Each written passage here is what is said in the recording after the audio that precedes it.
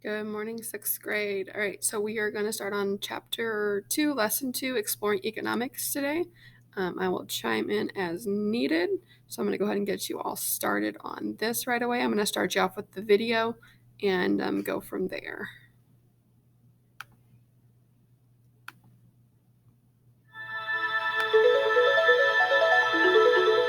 So can an economy develop out of communism, free enough to prosper, but with enough control to prevent chaos?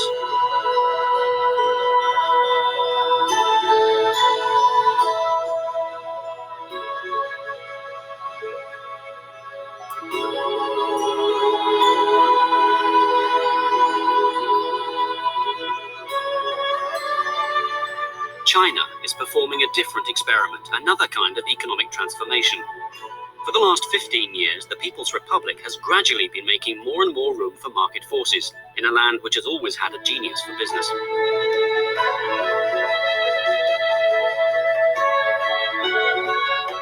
Bustling and prosperous city of Shanghai is at the center of this revolution. Growth has been so dramatic that a forest of skyscrapers stand where a decade ago there were only paddy fields.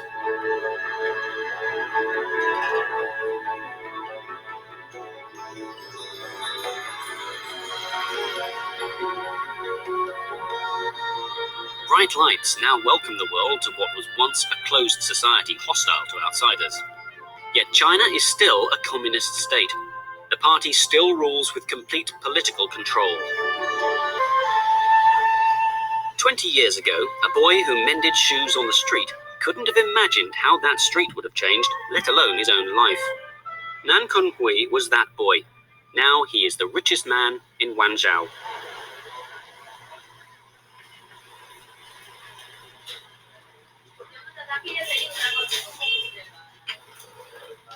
"15 years ago, he started a workshop like this, just a crude garage with a back room. It didn't look like a great beginning, making small electrical components. But Guangzhou's special status, along with the commercial flair and energy of entrepreneurs like Nan, sparked an explosion of industrial growth.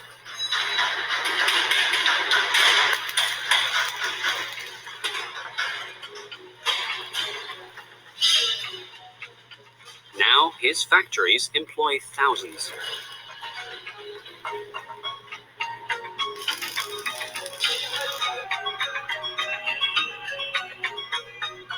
Nan's company is now one of the leaders in China, making all manner of electrical products.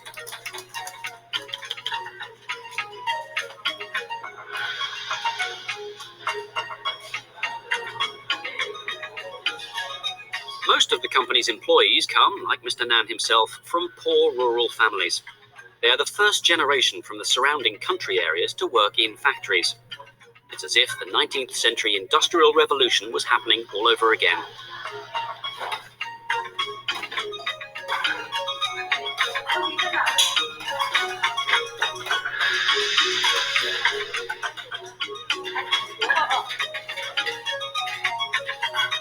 For centuries, theorists have struggled to explain economic progress.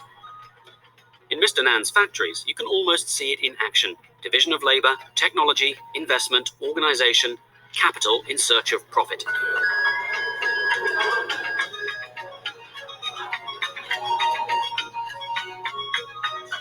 China's new economic order is still young, and who knows where this vast nation's road to riches will lead.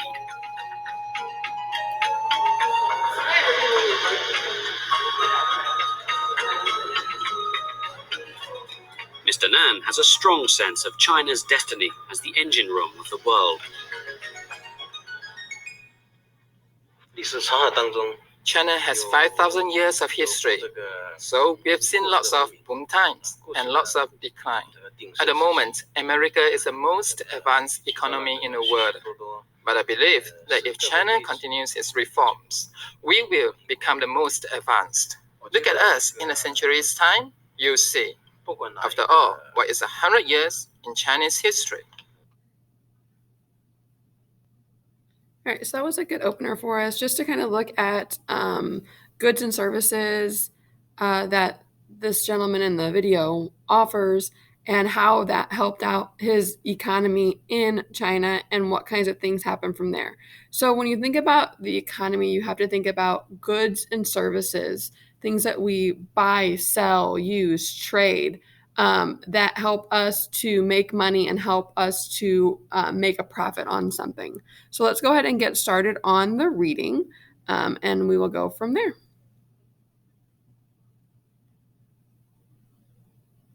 Lesson 2. Exploring Economics. It matters because most people in our society buy or sell goods and services every day. Trade has also shaped the course of history in major ways. What is economics? Guiding question. What are the basic ideas of economics? There are 3 key questions to ask about any economy. What goods and services should we offer? How should we create and distribute these goods and services? Who will use these goods and services? Resources and production. In order to make goods and offer services, people need resources. There are 4 major kinds of resources: land, labor, capital, and entrepreneurship. Land includes the surface of the earth and its natural resources, such as minerals and water. Labor is the ability of people to do work. You need labor to make goods and provide services. Capital is money and goods used to help people make or do things. You need capital to run a business. Entrepreneurship is the act of running a business and taking on the risks of that business. Entrepreneurship is usually described as an individual or small business. Another kind of resource is technology.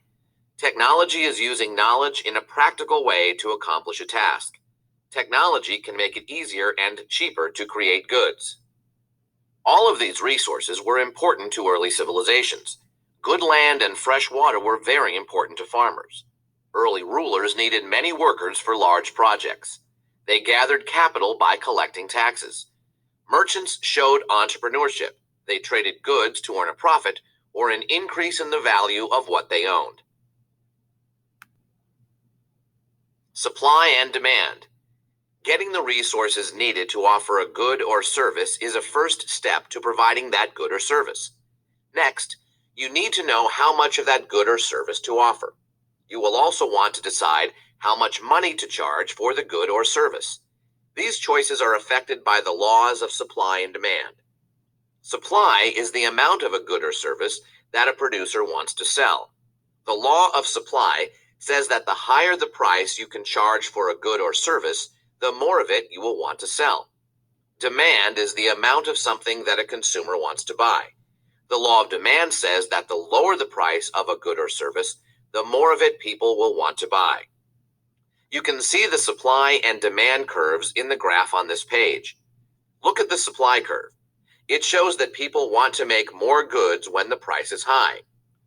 The demand curve shows that buyers want to buy less when the price is high. In a free market, these forces balance each other over time. The seller and buyer will agree on a price and amount that satisfies both. There are other things that affect supply and demand. One is scarcity, or lack of a resource. When not much of a needed resource is available, then the demand for it will grow. The higher demand will raise the price. This may force people to seek replacements for that resource. Another factor is opportunity cost. The opportunity cost of something is what you give up to make it or buy it. Suppose you are a farmer. You choose to grow wheat on your land.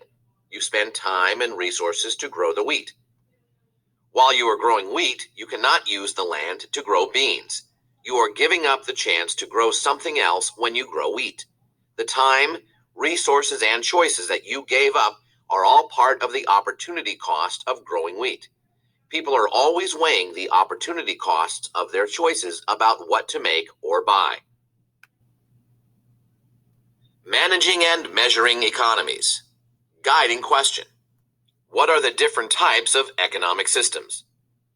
Dealing with resources, supply, and demand can be very hard. Each society organizes its economy using an economic system. Economic systems. A traditional economy is based on custom. In such an economy, Children often do the same work as their parents. Members of a family or tribe make goods for the rest of their group. In this way, everyone's needs are met. Many hunter-gatherer groups had traditional economies. In a command economy, a central government decides what goods will be made and who will receive them. The ancient civilizations of Egypt and Mesopotamia began as command economies. Rulers gathered the resources of their people. They used these resources to build large projects or raise powerful armies. Today, Cuba and North Korea have command economies. In a market economy, each person or individual makes choices about what to make, sell, and buy. He or she buys and sells goods and services on an open market. The United States has a market economy. In a mixed economy, the government has some control over what and how much is made. Individuals make the rest of the economic choices. Some countries in Europe are mixed economies. Measuring economies. Economies grow and shrink over time. This pattern is called the business cycle. When the economy grows quickly, it is often called a boom. When the economy grows very slowly or shrinks, it is called a recession.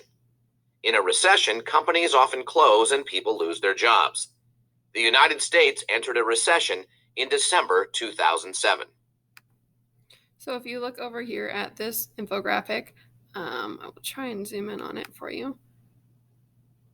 It kind of shows the business cycle, and you can see the expansion, how it peaks, how there's contradiction or recession, and then it goes on into a trough. There's more expansion, it peaks and goes on. So this is how you would see the business cycle. There's the good points, there's the low points, and when the low points are there, that would be what they called the recession. Governments tried to keep their economies growing and avoid recessions. One way they do this is by watching prices. Rising prices are a sign of inflation. High inflation means that money buys less. This raises the cost of living. Say the yearly rate of inflation is 10%. This means that something that cost you $10 last year costs you $11 this year. Sometimes inflation can get very high. In Argentina in the 1980s, the yearly rate of inflation hit 1,000%. The same goods and services cost 10 times more than they did the year before. Governments want to avoid having too much inflation. However, experts who study economics disagree about what causes inflation, so finding the right government policies is difficult. Thinking like a historian. Analyzing primary sources. In 1929, the United States and much of the world entered a long, painful depression. This period is called the Great Depression. Prices in the United States deflated by nearly 1/3, and 1 in 5 Americans was unemployed. Historians still argue about the causes of this serious dip in the business cycle. Use your library to locate 2 primary sources dealing with the Depression of the 1930s. Write a brief report analyzing the information and present your findings to the class. For more information about analyzing primary source material, read the chapter, What Does a Historian Do?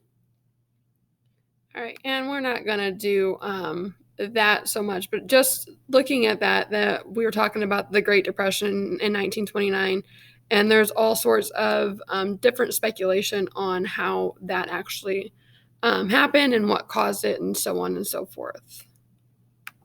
All right, so we'll leave off here for today. We'll finish up the remainder of the lesson tomorrow. Just make sure you've gotten all your questions answered, and I will see you tomorrow. Have a great day.